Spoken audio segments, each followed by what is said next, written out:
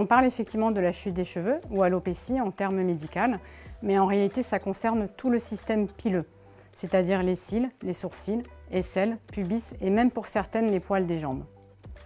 Les traitements anticancéreux, que ce soit chimiothérapie, anticorps drogue conjuguée dit ADC ou thérapie ciblée, s'attaquent spécifiquement aux cellules cancéreuses, mais ils peuvent également toucher d'autres tissus.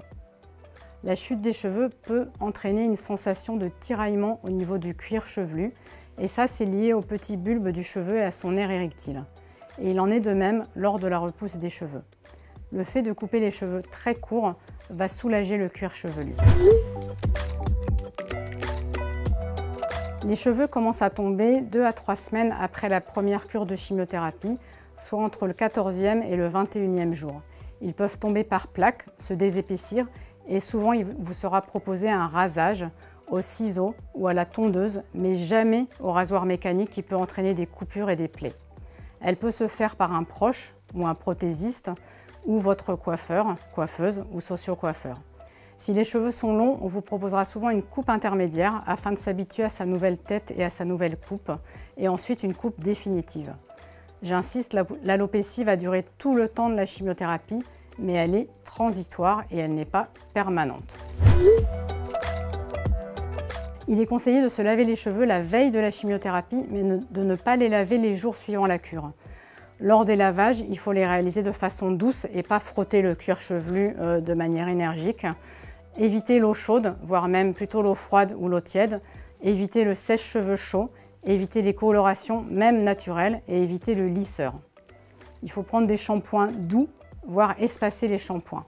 En cas de cheveux longs, évitez les nattes.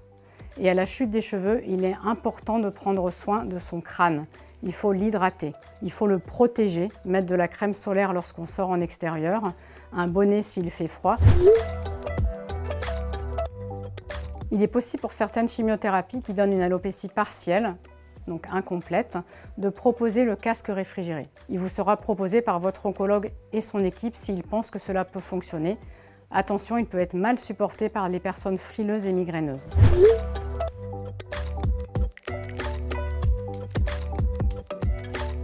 Les moyens disponibles sont multiples. Prothèses capillaires ou perruques, turbans, bonnets, foulards, franges, il y en a pour tous les goûts et toutes les couleurs.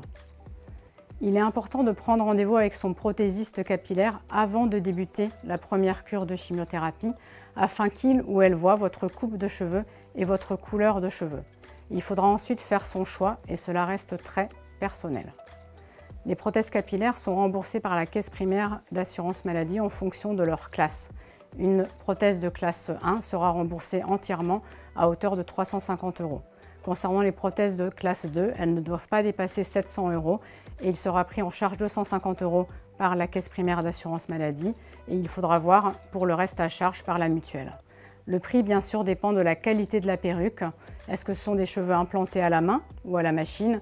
Est-ce que ce sont des cheveux naturels ou synthétiques? Et concernant les prothèses partielles avec franges, le remboursement est à 100% de 125 €. Quant aux accessoires, la prise en charge est de 20 € par la caisse primaire d'assurance maladie.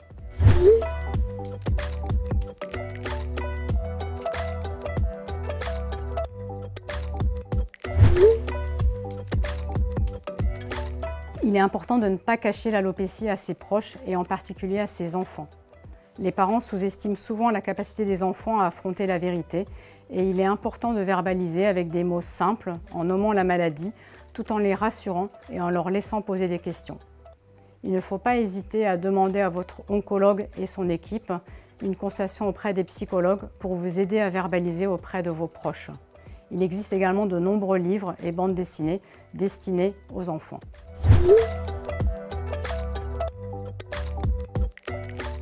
L'alopécie est transitoire et elle dure tout le temps de la chimiothérapie. Les cheveux commencent à repousser 4 à 8 semaines après la fin de la chimiothérapie. Il peut y avoir à nouveau des tiraillements ressentis au niveau du cuir chevelu, comme ceux qui ont été ressentis lors de la chute des cheveux. Lors de la repousse, il est possible que vos cheveux changent de texture. Ils deviennent bouclés alors qu'ils étaient lisses.